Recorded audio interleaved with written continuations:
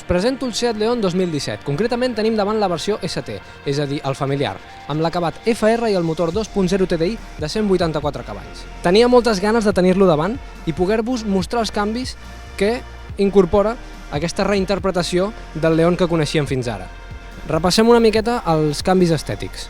Hi ha hagut lleugeres actualitzacions al paracops, sobretot en la versió FR, fent-lo més punxegut, i s'ha engrandit la reixa frontal amb més crom i presència. Els fars són més espectaculars i la il·luminació full LED s'ha millorat, fins i tot en condicions de mal temps.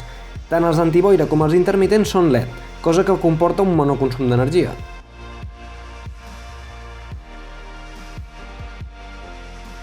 A l'interior no hi ha canvis espectaculars, però es pot apreciar que tot és millor. Els materials són agradables i tot es centra més en la connectivitat.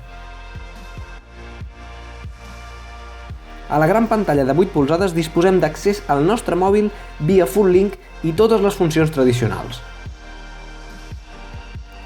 Encarada cap al conductor fa que ràpidament puguem consultar el GPS, per exemple, sense distreure'ns. A la pantalla és on configurem tot el cotxe. Inclou una nova funció de llum ambiental interior. Dins s'hi està a gust, envoltat de disseny agradable i tecnologia. Fins i tot podem carregar el mòbil sense fils, amb tecnologia QI, si el mòbil compleix els requisits, no és el meu cas. A darrere hi ha espai més que suficient i és molt apte per llargs viatges, fins i tot al mig, si el viatger separa una mica les cames. El maleter queda cobert amb una safata retràctil. Sense canvi respecte al León que coneixíem, és igual de gros.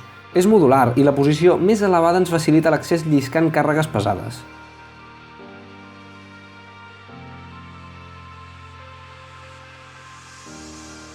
Als laterals, a més, hi ha 2 espais per petits objectes. Baixant el separador al nivell inferior és quan arribem a gaudir dels 587 litres de càrrega, i és que aquest cotxe està molt orientat cap a les famílies.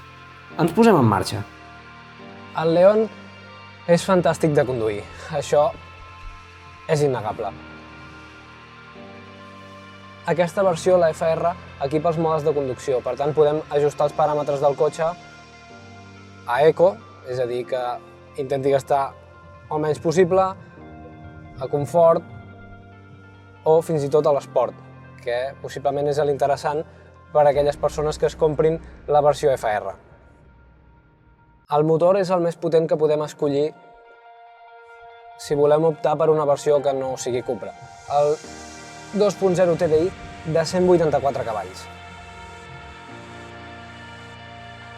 És un motor potent, però a la vegada homologa 4,3 litres al 100. Sempre serà el consum real una miqueta superior, però no està gens malament per un cotxe que jo crec que aquest motor està ideat per realitzar grans viatges sense cap problema.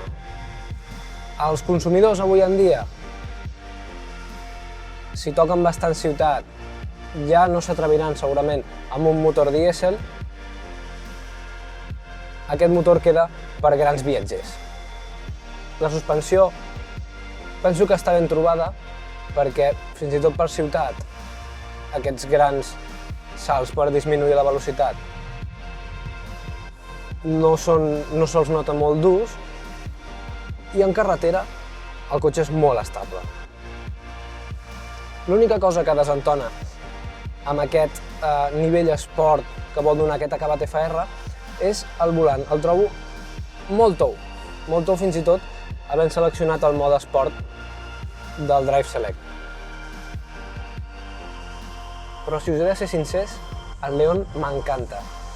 Té aquella cosa, no sé el què, deu ser un conjunt de disseny, de comportament, que el fa especial.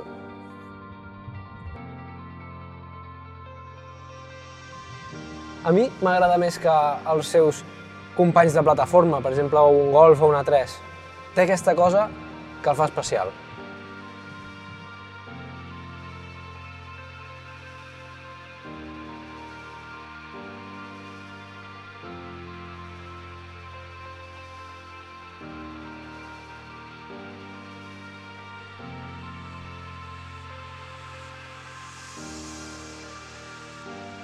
Bé, se'ns ha fet de nit provant el León i la veritat és que a mi és un cotxe que m'encanta. Un disseny preciós, encara ara més maco, amb el nou Restyle.